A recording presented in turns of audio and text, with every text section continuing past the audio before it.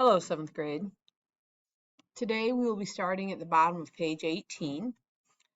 We'll read what makes a substance. And if you look here, we have some examples of helium, carbon, oxygen, and water. So when you look at those figures, what observations can be made? Are they single? Are there more than one? Are they the same color? Are they different colors? That's what you need to be thinking about as you answer this three-dimensional thinking question. Then you're going to read this section and look specifically at the highlighted words. And here it talks about one type of substance is an element. And if you look here, if it's only one color, then that tells you it's only one substance. And if there are more than one color, then that is not an element. We're going to look at the size of atoms. So this shows you that an oxygen atom is 1. And we are going to see how many atoms make up different materials. So if you look here, a DNA helix has 3.33 times 10 to the 1 its atoms wide of oxygen.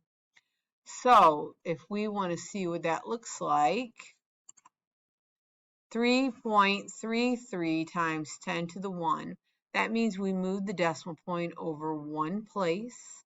And so it means that it is 33.3 atoms wide. Now, if we go back and we look at a chromosome, and a chromosome is 2.33 times 10 to the 4th oxygen atoms wide, 2.33 times 10 to the 4th. That means we move this decimal point over 4 places. So you can see I numbered them. So it'd be 2.3. So we got 1, 2, 3, 4. So that means it is 23,300 atoms wide. Finally, we looked at a flea, which is 5.03 times 10 to the 6th oxygen atoms long. So we have 5.03 times 10 to the 6th. So we're going to move that decimal point 6 places. So it started here. So we go 1, 2, 3, 4, 5, 6, which means it's 5,030,000 oxygen atoms long. And I would like you to see if you can figure out the Old English sheepdog on your own. Okay, let's move on to page 21. So this talks about compounds when we have more than one type of substance that are bonded together. That's called a compound. Here's our example of water. This is insulin, which is something our body makes. Read through this section, and then you're going to do this investigation. Now, if you go on McGraw-Hill, I have assigned it, but I want you to do it on in your book. So this asks what type of atoms make up a compound, and what you're going to do is you're going to watch a splitting water video, okay, and you're going to put what elements are in water and the properties, and explain why this model represents the compound water.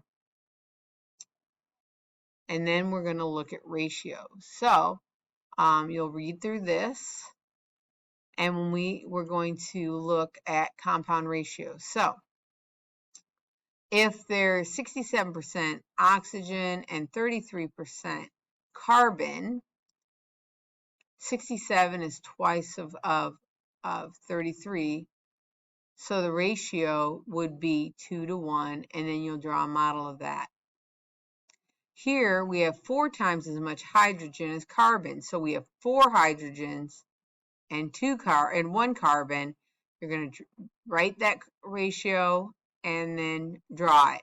You'll do these two on your own. Okay. And then you can complete this investigation, read number 2, answer the question. You're going to draw 3 compounds, X, Y, and Z, and you can see here's X, here's Y, here's Z, and then you're going to answer this question. And then we will pick this up again tomorrow. If you have any questions, please email me. Have a great day.